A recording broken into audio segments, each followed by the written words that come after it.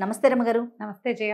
రమగారు, వరలక్ష్మి వ్రతం శ్రావణ మాసం అనగానే మనందరం కూడా వేచి చూసేది వరలక్ష్మి వ్రతం కోసం. మరి ఆ రోజు యొక్క విశిష్టత, విధి విధానాలు ఎప్పుడూ చెప్పుకుంటూనే ఉంటాం. మీ మొదటి డైలాగ్ అదే. మళ్ళీ మరొకసారి మాట్లాడుకుందామండి. ఏటా చేసేది, ఎప్పుడు చెప్పుకునేది. అయినా ప్రతిసారి ఏదో ఎక్సైట్మెంట్, కొత్తదనం అలా ఉంటుంది. శ్రావణంలో 2వ శుక్రవారాన్ని వరలక్ష్మి వ్రతంగా చేసుకుంటాం.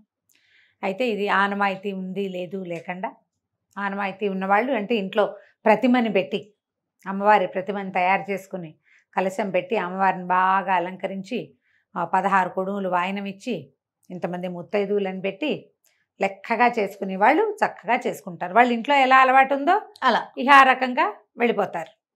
16 కొడుములు వాయనం మీ ఇంట్లో కూడా ఉన్నట్టుంది. బూర్లు వాయనాలు ఉన్నాయి మీకు? లేదు రమగారు, లేవు. కొంతమంది పూజ చేసుకుంటాం మేమంతే తప్ప వాయినాలు వాయనాలు ఇస్తారు. అక్కడి నుంచి ఏం చేస్తాము, శనగలు నానబెట్టి శనగలు వాయనం ఇవ్వాలి. ఈ శ్రావణ మాసము శనగలు కాంబినేషన్. శ్రావణంలో వచ్చే మంగళవారం నోములు, శుక్రవారం నోములు అన్నిటికీ శనగల వాయనమే.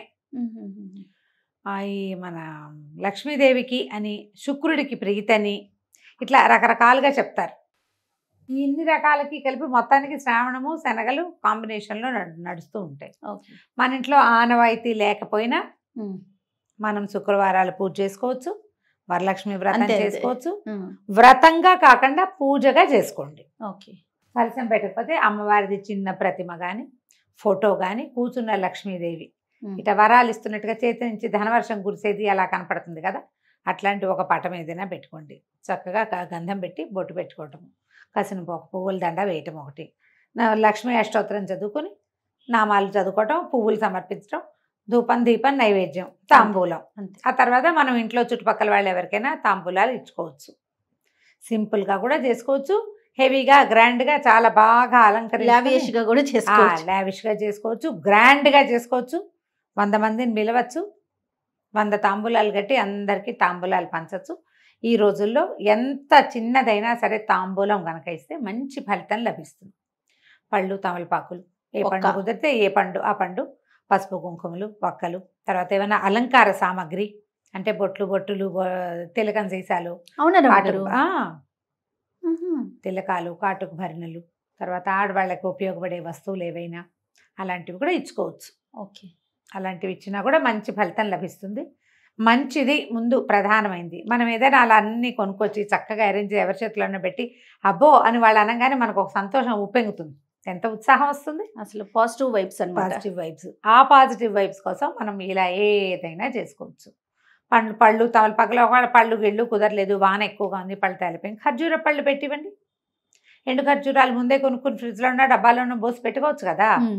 2 ఖర్జూర పళ్ళు, ఒక పక్క 2 తమలపాకులు, ఇవ్వగలిగితే ఓ జాకెట్ పీసు, ఇంకా ఇవ్వగలిగితే ఓ చీర. శనగలు నియమం కనుక పెట్టుకుంటే చాలా మంచిది కూడా. శనగలు నానపోసుకోవటం, గురువారం సాయంత్రం పోసేసామనుకోండి, శుక్రవారం తెల్లారగానే వడేసేస్తే, నానబోసిన శనగలను వడేసామనుకో నీళ్ళన్నీ కారిపోతే ఆరిపోతాయి, సన్న రవ మలక వస్తుంది. అలా ఉన్న దాన్ని నానిన శనగని కనుక మనం దానంగా ఇస్తే, తాంబూలంగా ఇస్తాం. దాన్ని దానం అంటానికి వీల్లేదుగా, తాంబూలం కింద ఇస్తే వాయనం అని దాని పేరు. అవును, ఇస్తే మంచి విశేషమైన ఫలితం లభిస్తుంది. ఏమైనా మనకి గ్రహదోషాలు అవి ఉంటే కొంచెం గ్రహదోషాలు సరవుతాయని చెప్తారు. అందుకని ఈ శ్రావణంలో తప్పకుండా అందరూ శనగలే ఇవ్వాలి అని ఒక నియమం కూడా ఏర్పరిచారు. ఇక మనం వరలక్ష్మి వ్రతం దగ్గరకు వస్తే, ఉదయమే లేచి వాకిట్లో ముగ్గేసుకుని, ఇల్లు వాకిలి తుడుచుకుని, వాకిట్లో ముగ్గేసుకుని, గుమ్మానికి పసుపు రాసి బొట్టు పెట్టుకుని, తర్వాత అమ్మవారికి నైవేద్యాలు అవి ఏర్పాటు చేసుకుని, ఒకటే చేయగలిగితే పాయసం, 3 చేయగలిగితే ఒక నూనెలో వేసే పదార్థం ఏదైనా, బజ్జీలు కానీ, గారెలు, అప్పాలు ఏమైనా అట్లాంటివి అదొకటి. తర్వాత 2 నివేదనలు చేయలేము, బాగా చేయగలం 5 చేయొచ్చు. ఇంకా బాగా చేయగలిగితే 9 రకాల నివేదనలు. కొన్ని అన్న నివేదనలు, కొన్నేమో భక్ష్యాలు నూనెలో వేసేవి, పూరీలు లాంటివి అవి కూడా చేసుకోవచ్చు. 9 రకాల నివేదనలు చేసుకోవడం చకచకా తెల్లవారుగానే చేసేసుకుంటే 9 అయ్యేసరికి పూజ చేసుకోవచ్చు. పూజ మొదలు పెట్టుకుని వరలక్ష్మి వ్రతకల్పం పుస్తకం దొరుకుతుంది. వ్రతకల్పం ప్రకారం ముందు గణపతి పూజ చేసుకుంటాం, తర్వాత వరలక్ష్మి దేవతా పూజ విధానం చక్కగా సాంగంగా చిన్న పుస్తకం, 10 రూపాయల పుస్తకం, మన వినాయక చవితి పుస్తకం ఎలా దొరుకుతుంది అట్లాగే దొరుకుతుంది. ఇప్పుడు ఆన్లైన్ కూడా దొరికేస్తున్నాయి. చక్కగా అది ఆన్ చేసి పెట్టుకోవటం, హాయిగా దాని ప్రకారంగా నిదానంగా పూజ చేసుకోవటం. మనకి చేత వస్తే పుస్తకం చదువుకునేది, లేకపోతే వీడియోలు ఆడియోలు ఎలాగో ఉండనే ఉన్నాయి, అది పెట్టుకోవటం, వ్రతం పూర్తి చేసుకోవటం. వ్రతం అయ్యాక తోరం కట్టుకోవటం అంటే తోర పూజ ఒకటి కనపడుతుంది, గ్రంథి పూజ అంటారు. ఈ 9 ముళ్ళేసి, తోరాలు ఏంటి మన పువ్వులు, తర్వాత చిన్న మామిడాకు చిన్న చిన్న రెమ్మలు వేసి ఆ తోరాలు కట్టుకుంటాం. లాస్ట్ టైం మనం ఒక వీడియో కూడా చేసామండి, తోరం కట్టడం, మీరే సింగిల్గా చేశారు. అవును అవును. ఈ తోరానికి 9 గ్రంథులకి పూజ చేసుకోవటం. గ్రంథి అంటే ముడి. 9 ముళ్ళకి పూజ చేసి ఆ తోరం కట్టుకుని అప్పుడు కథకి అక్షింతలు చేత్తో పుచ్చుకొని కథ చదువుకోవాలి. చారుమతి దేవి కథ చిన్న కథ, కానీ ఏటా చదివినా ఏమిటో కొత్తగా ఉంటుంది. కుండినం అనే నగరంలో చారుమతి దేవి అని ఒక ఆవిడ ఉండేది, బ్రాహ్మణ స్త్రీ ఆవిడ. అత్తమామల్ని బాగా చూసేది, భర్తతో ఎంతో అనురూపంగా ఉండేది, చాలా చక్కటి ఏమనాలి ఆవిడని, పుణ్య స్త్రీ, తర్వాత చక్కని గృహిణి. అయితే ఒకనాడు ఆవిడకి వరలక్ష్మీదేవి కల్లో కనపడి నువ్వు నాకు చాలా ఉత్తమరాలివి, లక్ష్మీప్రదం అవుతుంది నీ జీవితం అంతా, శ్రావణ మాసంలో పౌర్ణమి ముందు వచ్చే శుక్రవారం నాడు నన్ను అర్చించు, ఆవు నేతితో దీపాలు పెట్టు, అందరికీ వాయినాలు ఇవ్వు, చుట్టుపక్కల సువాసనలతో కలిసి పూజ చేసుకోమని చెప్పిందట కల్లో. సరే ఆవిడ లేచి కళ, ఇంత అద్భుతమైన కళ వచ్చింది, అమ్మవారు కనపడిందని ఇంట్లో వాళ్ళకి పెద్దవాళ్ళకి భర్తకి చెప్తే 2-3 నెలల తర్వాత ఆవిడకి ఏ జ్యేష్ఠ మాసంలోనూ వచ్చింది.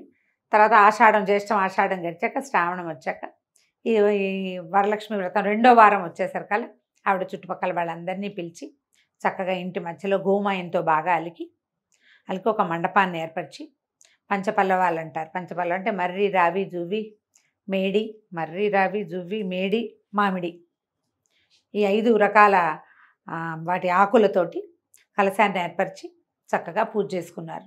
ఆవిడ తనొక్కతే పూజ చేసుకోకుండా చుట్టుపక్కల స్త్రీలందరినీ, అన్ని రకాల జాతుల వాళ్ళని పిలిచిందట.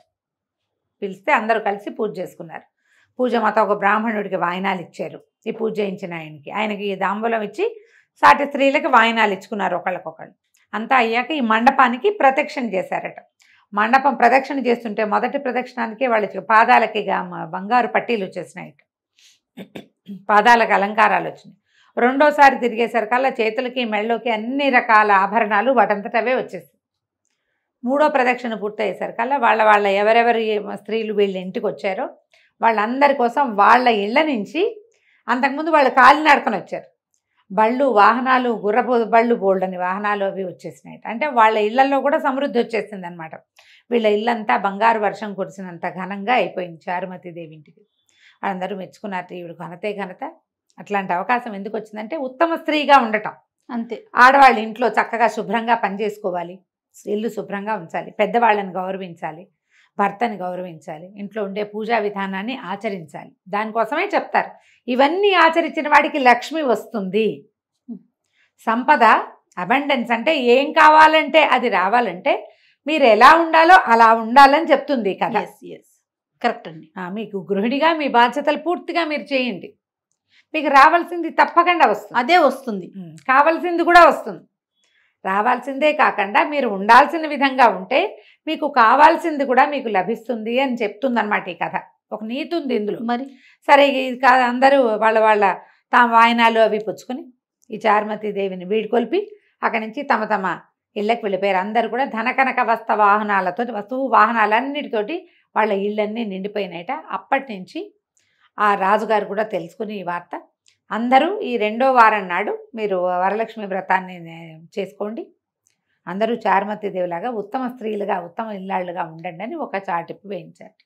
అప్పటి నుంచి ఈ వ్రతం చేసుకుంటున్నామని ఇది విని, ఈ కథ విన్నాక ఏం చేయాలి, అక్షతలు అమ్మవారి మీద కొన్ని వేసి కొన్ని అక్షంతలు మన మీద వేసుకోవాలి. కథ అక్షతలు మనం వేసుకోవటం, దండం పెట్టుకోవటం. ఆ తర్వాత ఎవరైతే ముత్తైదులు మన ఇంట్లో పెద్దవాళ్ళు ఉన్నారో, అత్తగారో వదన గారో ఎవరో ఒకళ్ళు, వాళ్ళకి దండం పెట్టుకోవటం. దండం పెట్టి వాళ్ళకి ఒక వాయినం ఇవ్వటం. తర్వాత ఎవరైనా ముత్తైదుని పిలిచి ఈ 16 కుడుములు ఎన్నో మీకు దగ్గర లెక్క ఉంటే ఇంట్లో ఉన్న లెక్క బట్టి 16 కుడుములు ఇస్తారు మామూలుగా. ఈ కుడుములు అంటే మనం ఏం చేస్తాము, బూర్లు ఇస్తారు. కొంతమంది అప్పాలు ఇచ్చేవాళ్ళు కూడా కనపడ్డారు. ఒక సంవత్సరం ఎవరో పిలిచారు చాన్నాళ్ల క్రితం, అప్పాలు ఇచ్చారు. అప్పాలు ఒకసారి, మన పూర్ణాలు ఒకసారి తెచ్చుకున్నాను నేను. 2 సార్లు అప్పాలు పూర్ణాలు ఏవో ఒకటి వాయినం ఇవ్వటం మన ఇంట్లో ఉన్న పద్ధతిని బట్టి వాయనం ఇచ్చి తర్వాత భోజనం చేయటం. శ్రావణ మాసం శుక్రవారాలు రాత్రిపూట భోజనం చేయరు. పగలు మనం హెవీగా చక్కగా అన్నీ వండుతాం, అమ్మవారికి నివేదన చేస్తాం కదా, భోజనం చేసేసి పగలు రాత్రి భోజనం అన్నం తినకుండా ఏదైనా అన్నానికి భిన్నం తింటే సరిపోతుంది. అయితే దీనికి బ్రహ్మచర్య నియమం లేదు అని చెప్తారు. మీ ఇళ్లలో ఒకసారి పెద్దవాళ్ళని కనుక్కోండి. ఇది మళ్ళీ ఖచ్చితంగా ఈ ప్రశ్నలు వస్తాయి. నిరుడు ముందరేడు కూడా ఎదుర్కొన్నాం కాబట్టి దీనికి చెప్తున్నాం అనమాట. ఇవి సువాసిని వ్రతాలకి ఈ నియమం చెప్పబడలేదని మా ఇళ్లలో చెప్తారు. ఓకే. మళ్ళీ అమ్మవారికి ఎలాంటి నైవేద్యాలు పెడతాం రమ్మ గారు?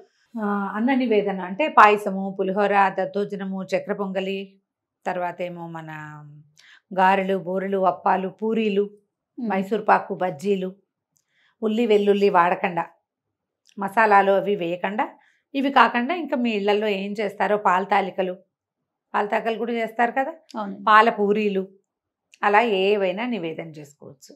మామూలుగా మనం పెట్టే అన్న నివేదనలు ఇవి. తర్వాత ఏమో బూందీ లడ్డు, శనగపిండితో చేసే లడ్లు. ఓకే.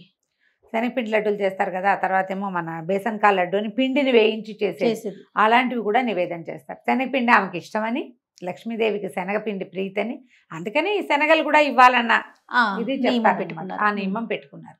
ఈ రకంగా వరలక్ష్మి వ్రతాన్ని మనం సుసంపన్నం చేసుకోవటమే. మీ ఇళ్లలో ఉన్న విధానాలతో పాటుగా ఏదైనా కొత్త విధానాన్ని భయం లేకుండా మీకు నచ్చితే ఆచరించండి, అనుసరించండి.